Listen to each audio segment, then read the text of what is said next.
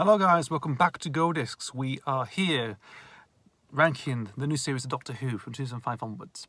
Today we're at series 4 from 2008. The final series, the final proper series done by Russell T Davies, and the third and final series starred David Tennant as the 10th Doctor. It's also the return of Dawn Noble, who first appeared in Runaway Bride. She's back here as a full-time companion, and it's more leaning towards a comedic type of style in some with the relationship between the Doctor and Miss Noble. So let's not bear in the bush. Let's go through these stories. And we first open up with the Christmas special, Voyage of the Damned. This is actually probably the best Christmas special that Doctor has ever done, I would say. It's a disaster movie. It's on the Titanic in space. Interesting designs with the Heavenly Host, which I do like. They're just robotic angels, but it's a really nice idea. And it's just a really good story because I watched it. I think I watched it recently. I still enjoyed it. You know, back in the day, I really enjoyed it. Fantastic stuff. And going back to it again, it never changes, it does. I really enjoy it. It's just about the adventure and the intensity of it as well. It's fantastic, it is. You know, I always like the idea, always like that sort of, it's the look of it, how it's directed, it's fantastically done. A lot of people just probably think, it's a Christmas special, it's no good or anything else, you know. But it's probably it's one of the better ones out there. There'll be quite a few actually who probably do that, but it's a good one. You know, it's fantastic. Tennant in his tuxedo, which is always interesting. It is. Callum Munro, as Astrid Peth, is in it. Interesting companion, of course, even though it has that sort of romantic edge a little bit. That's the nitpick about it. But overall, it's just good. You've got like Clive Swift as well in this. Russell Tovey as well. Mitchum in frame. He actually appears at the end of time, weirdly, as a cameo at the end. The guy who plays, what's his name? He was in Coronation Street as well. Is in this in there. Banner Caflata, Jimmy V makes the return, of course, and George Cosmatos, I think, is it? George Koskin, that's it. Playing Max. My name is Max. Some people said if it was Davros or something back in the day, it's like, oh my god, is it Davros? It's like, no, it's Bob. If you know the reference, Reinsurer Bob 2, just on a head in a machine on wheels. No, that's the thing. Does he still do that? Oh, it's quite witty actually, but it's great. It's fantastic. So it's one of the best Christmas specials. Say no more. Voyage of the Damned. Next up, now we'll go to the full series now. So we've got Partners in Crime. I watched this recently actually, and it's pretty good actually. It's a little fun around. Obviously, Doctor and Donna cross paths they do when discovering adipose industries with Miss Foster, of course. I don't know how she's got like a sonic device. It's just like a sonic pen. It's strange really because I think maybe people might assume that she might be a time lady or something. I don't know, but no, just has this weird sonic pen. I don't know how that's possible really. That's still never been answered really. Who knows? But you got the adipose, cute little things done by the mill, really, and yeah, interesting. It's a fun run-out story, decent little open to get into, and yeah, usually, you know, it's better than New Earth, I would say. It's better than some of the other stuff I've reviewed already in Sin. So there we go. Next up we go is Fires of Pompeii. Another great story, fantastic. I think it's overlooked. It's interesting because with this one, I think they were trying to do a Pompeii story back in series 1, but obviously they sort of muted the idea, or I think Davis had the idea, or was it Paul Abbott? I'm not too sure really. I think it might have. Maybe, I don't know. It would have featured the Ninth Doctor, Rose, and Captain Jack at that point. Obviously, you never feel free with the idea, so stuck, and obviously we get this one. Paraval's very good. We get Pierre Capaldi as Caecilius, and obviously the whole thing with his role of Caecilius gets referenced in The Girl Who Died extremely badly, extremely poorly. Obviously, that was waste of potential. They could have done so much more with that. But also, what's his name? Phil Davis in as well. That's, again, pretty good stuff. Karen Gillan as well. Later play Amy Pond, of course, in the Matt Smith era. Again, it's just a really good story. I do have this on the DVD, but it was like on a burnt DVD that was taped by broadcast, so I do have that somewhere. Probably still do in my DVD collection, whether. But I still own it, you know. So I own like a copy of broadcast televised recording of the Fires of Pompeii on DVD. So there we go. Episode 3 is Planet of the Ood. Another one I actually watched recently. very good story as well. Interesting stuff with the Ood. Tim McInerney is very slimy in this one. Very slimy.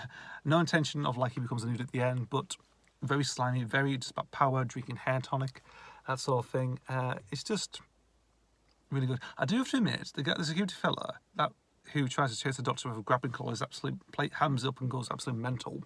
Really, it's like Nicolas Cage acting in a way, type of way, like just going all at it really. But I didn't.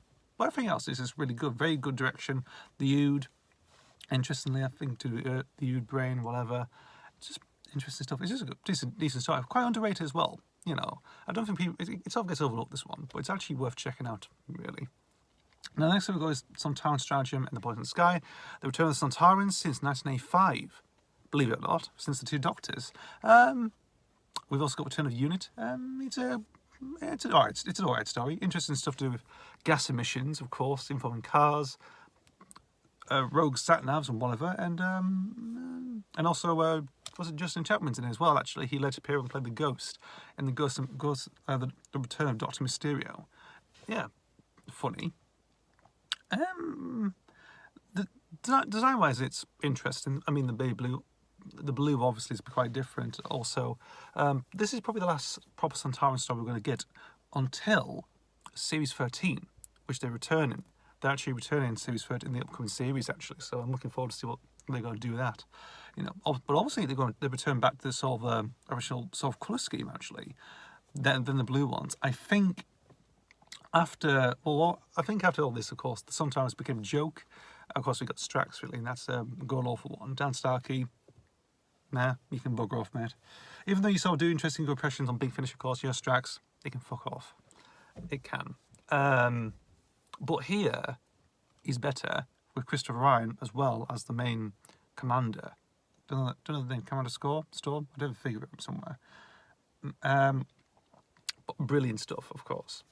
But in terms of acting, of course, Christopher Ryan, it's a decent story. It is a decent little two-parter, so there we go. Then we've got Doctor's Daughter is next. We get introduced to Jenny, Georgia Moffat, now George Tennant, David Tennant's wife. I think in a way it's a bit of a weaker story in this one. Obviously, it's just doing factions really, and it's very, I'd probably say that this is the weakest of the bunch really, in a way. I don't know. The half are a bit half-assed in the way of designs, like fish people with tanks, breathing tanks in overalls. You sort of get that trend with the Tritavals and whatnot, you know. That's all thing like this.